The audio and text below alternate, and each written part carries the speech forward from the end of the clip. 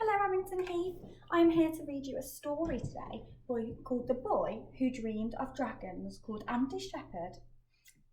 Not called Andy Shepherd, written by Andy Shepherd. Okay. Today I'm going to read the first chapter to you. I know how much you all like dragons. Okay. So it says, we dream of dragons soaring, roaring, fire flickering dragons. While we're tucked up, tight in bed, they light up our sleep, sparkling, glittering, aglow. But dreams are only the beginning of an even greater story. And if you carry on reading, you'll discover that there's a whole lot more story still to be told. Because the truth is, our dragons don't just visit us in our dreams. You see, a few of us know a secret. Can you keep a secret? I'm sure you can. And that secret is that some dragons grow on trees. A very special tree which grows at the bottom of my granddad's garden, in among the brambles and the nettles. If I blurted this out to most people right about now, they'd roll their eyes and think I was joking, and that's good, because we don't want everyone knowing about this. In fact, it means we're doing our job, keeping the dragons safe and secret. But how about you? Do you think I'm pulling your leg?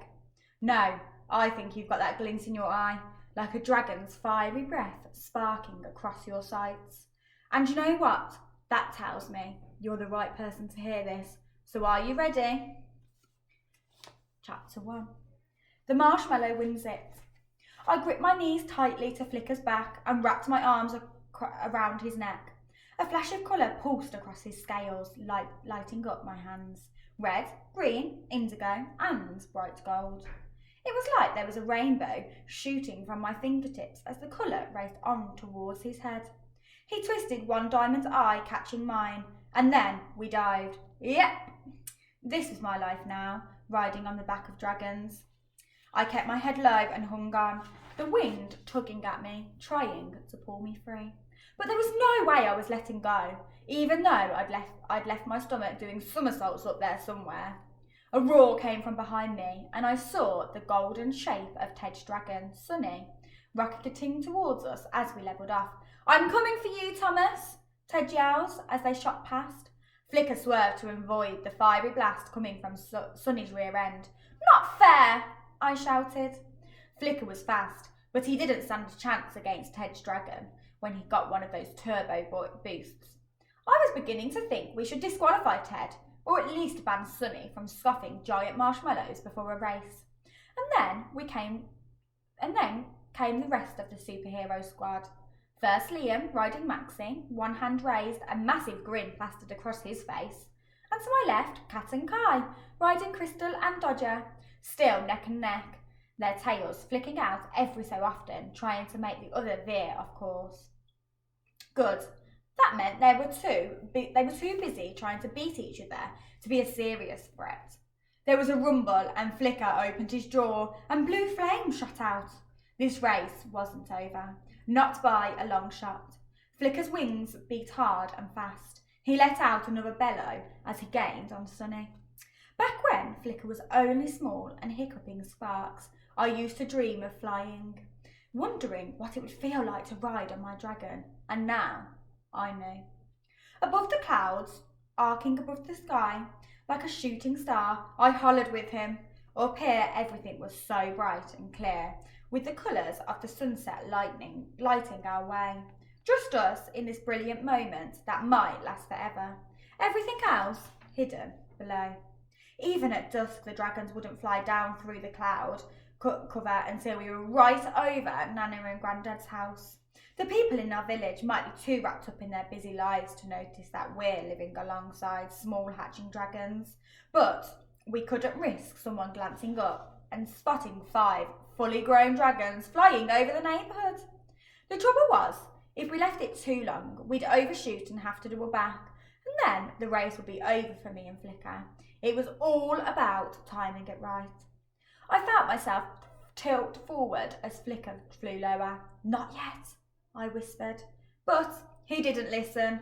I opened my mouth, about to urge him to pull up, but then I stopped. Sometimes you just have to trust your dragon. So I wrapped my arms around his neck and braced myself as Flicker headed straight into the billowing cloud. The blue sparks that he blew out crackled like a tiny lightning storm. I just hoped those diamond eyes of his would see more than I could, which was absolutely zilch. Just when I was beginning to wonder if he'd actually got lost, he finally flew down through the cloud, and we were out the other side. I couldn't help giving a whoop of delight as I shook off the water dripping from my hair. There below us was Granddad's garden. I could see the trees with their little twinkly fairy lights sparkling through the dark, and the glittery horns of Tinkle, Lolly's dragon, lying curled beneath them. And then I spied Granddad. He was walking very slowly in a straight line, arms outstretched. I wondered what he could be doing, until I saw Lolly brandishing a stick, her other hand holding down the wobbly pirate hat that was far too big for her. She looked up and waved, then pointed her sword away from her livered captive and up to the sky. I turned just in time to see Sunny rocketing out of the cloud. Seconds later, Ted was flying alongside me, grinning. "Thought you had us there, Thomas," he cried. I was about to answer. I saw Lolly reach into her pocket. I grinned. "Not over yet," I laughed and nodded towards Lolly, who was casually hurling marshmallow after marshmallow into the air. "Not fair," Ted wailed as Sunny swerved away from the finish line, all his attention on the sweet treats raining down into the grass.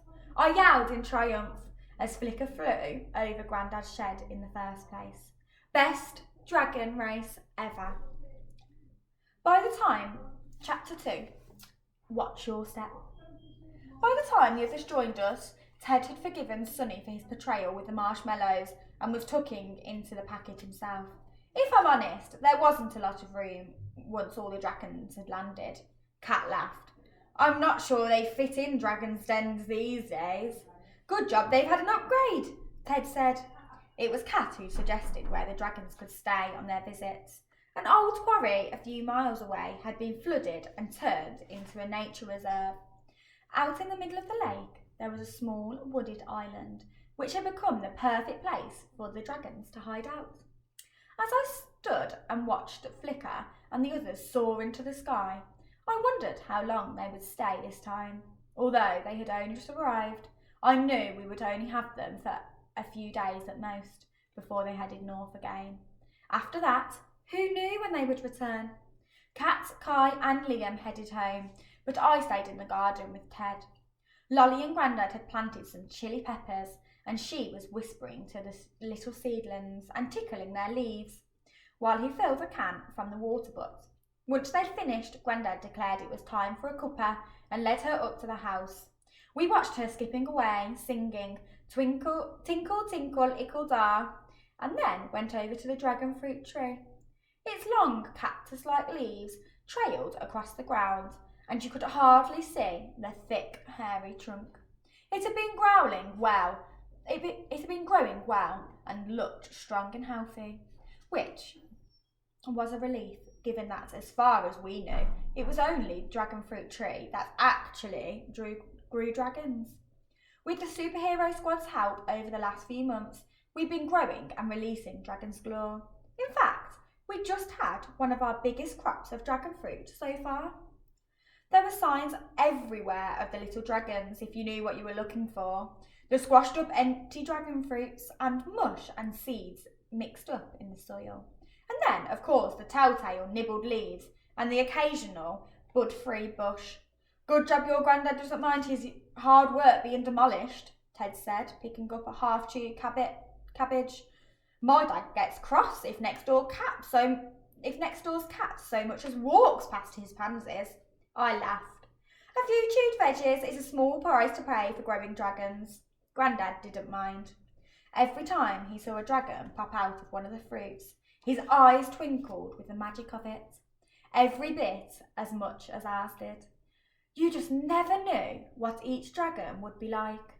I thought of the latest crop, the tiny green-winged dragon with its triple-tipped tail. The amber one that shot luminous yellow flames as soon as it hatched, and the pair of slender orange dragons covered in spikes, their curly horns glittering brightly, all special, but none as amazing as Flicker, my storm dragon with his scales that shimmered and shone. I gazed up at the sky and pictured myself riding up there with my dragon, hollering to the stars. I was so distracted remembering I didn't look where I was treading. It was only when I felt something squish beneath my foot that I looked down. One of the branches of the dragonfruit tree was trailing on the ground, and with a jolt of horror, I saw that my foot had landed on what was the edge of a dragonfruit. A dragonfruit that had not burst, scattering seeds and mush, and an excitable dragon, but a dragonfruit that still had something very much inside it. Oh no. What do you think's going to happen to that dragonfruit? We will find out next time. Have a lovely evening, Amington Heath, and I will see you soon. Bye.